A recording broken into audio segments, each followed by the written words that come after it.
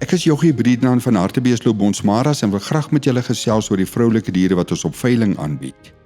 Julle kan die vroulike diere in die agtergrond sien in die video en kyk net hoe mooi groen is die Namibiese Kalahari. Ons bied aan oop verse, dragtige verse, eerste en tweede kalfkoeie met kalwers aan voet en weer dragtig gesertifiseer.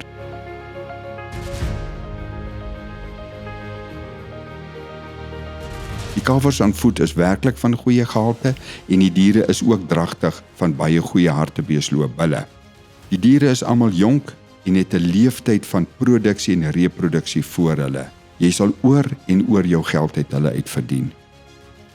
Ek wil ook sê dat hierdie is nie jou normale pak kommersiële verse vir 'n veiling nie. Hulle is baie meer as net dit. Ek en Paul Klein van Agra het hulle een vir een uitgesoek vir die veiling en net die bestes is daar. Hulle is van baie goeie kwaliteit.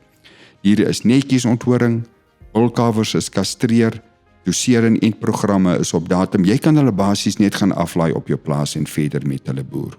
Ek glo werklik hierdie diere sal 'n impak eerstens in jou kudde en tweedens op jou plaas. Ek hoop om jou op Hartbeesloop te sien op Saterdag 23 Mei en hierdie diere aan jou te wys.